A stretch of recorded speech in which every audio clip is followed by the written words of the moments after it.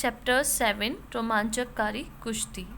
एक दिन जेम्स साहब अपनी नील की कोठी का निरीक्षण कर रहे थे। इतने में इन्हें खबर लगी कि कोठी से कुछ दूरी पर शेर ने गाय मारी है। शीघ्रता से उस ओर जाकर देखा तो तुरंत ही मारी हुई गाय की एक लाश मिली। थोड़ी सी दूरी पर शेर के पगचिन्ह भी मिले। फिर क्या था, शिकार के लिए बैठने का स्थान बनने लगा। एक गड्ढा खोदा गया। चारों ओर से उसे कांटों और लकड़ों से सुरक्षित कर जेम्स साहब एक साथी को लेकर गड्ढे में घुस गए। तो एक दिन जेम्स साहब जो थे वो एक नील की कोठी का इंस्पेक्शन कर रहे थे। तो इतने में उन्हें खबर लगी कि कुछ दूरी पर एक शेर ने गाय मारी है और वो जल्दी से उस ओर जाकर उन्होंने तुरंत मारी हुई गाय की एक लाश देखी। थोड़ी सी दूरी पर उन्होंने शेर के पैरों के निशान भी देखे।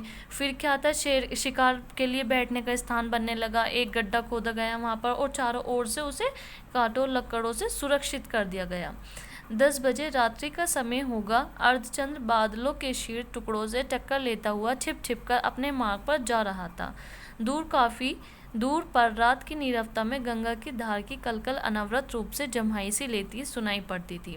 तो 10 बजे रात का समय था। अर्धचांद बादलों के शीर मीन्स बहुत छोटे टुकड़ों से टक्कर लेता हुआ छिप छिप कर अपने मार्ग पर जा रहा था, अपने रास्ते पर जा रहा था। और काफ़ी दूर रात की नीरवता मीन्स शांति में गंगा की धारा की कलकल अनवरत यानी कि लगातार रूप से जमाई सी लेती सुनाई पड़ती थी। ठंडी हवा का झोंका जैसे ही लंबी घास में अटखेलियां करता निकलता, वैसे ही जान पड़ता मानो रात्रि देवी के हृदय से एक ठंडी कपकपाती सी आह निकल रही है। सहसा नदी किनारे से चकवे की पुकार निस्तब्धता को भंग करती, पर शीघ्र फिर नीरवता का राज्य फैल जाता।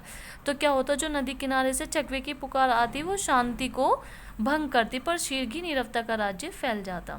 गड्ढे में बैठे दोनों आदमी सजगता की प्रतिमा बने प्रकृति की छटा देख रहे थे। तो गड्ढे में जो दोनों आदमी बैठे थे वो सावधानी से बने प्रकृति का छटा देख रहे थे। कुछ प्रतीक्षा के उपरांत जेम्स साहब के साथी ने उनका हाथ दबाया और कान में धीरे से कुछ कहा। जेम्स साहब केवल इतना सुन पाए थे कि दाई ओर को देखो। जेम्स साहब ने जो आंख उठाई तो शरीर में बिजली सी दौड़ गई।